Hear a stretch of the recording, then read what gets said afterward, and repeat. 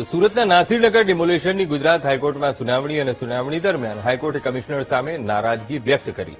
કહ્યું કે અમે કમિશનરની કામગીરીથી અસંતુષ્ટ છીએ. 10 દિવસ સુધી કમિશનરે આ મુદ્દે કાર્યવાહી ન કરી. સાથે પણ કહ્યું કે આ કેસમાં સુઓ મોટો લેવાની જરૂર હતી. માત્ર ડિમાર્કેશન માટે અધિકારીઓ ગયા હોવાનું કોર્પોરેશને કહ્યું હતું. તો જો માત્ર ડિમાર્કેશન હતું તો આટલી બધી પોલીસ ત્યાં કેમ ગઈ હતી, આ સવાલ પણ કર્યો. હાઈકોર્ટમાં રાજ્ય સરકારે સ્પષ્ટતા આપી. ડિમાર્કેશન માટે પોલીસને લેખિત જાણ કરાઈ હતી તેવું પણ કહ્યું.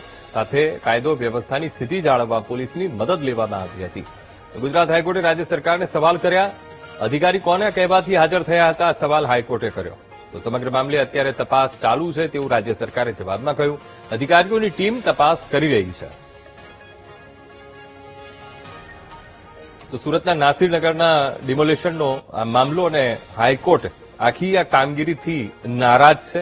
સાથે સાથે કમિશનરથી પણ અસંતુષ્ટ છે તેવું હાઈકોર્ટે કહ્યું કે શા માટે 10 દિવસ સુધી કાંઈ કરવામાં ન આવ્યું. નાસીરનગર ડિમોલેશન મુદ્દે હાઈકોર્ટમાં સુનાવણીને હાઈકોર્ટ આકરા પાણીએ જોવા મળી રહી છે. અધિકારીઓને સવાલ કર્યા, સરકારને પણ સવાલ કર્યા છે. અત્યારે તો સુનાવણી ચાલી રહી છે. સાથોસાથ નારાજગી પણ વ્યક્ત કરી છે. અને સુનાવણી દરમિયાન હાઈકોર્ટે કમિશનર સામે નારાજગી વ્યક્ત કરતા કેટલાક સવાલો પણ કર્યા છે. અને સામે એ પણ કહ્યું કે અમે કમિશનરની કામગીરીથી અસંતુષ્ટ છે. કારણ કે 10 દિવસ થઈ ગયા અને 10 દિવસ સુધી કમિશનરે આ મુદ્દે કેમ કોઈ કાર્યવાહી ન કરી.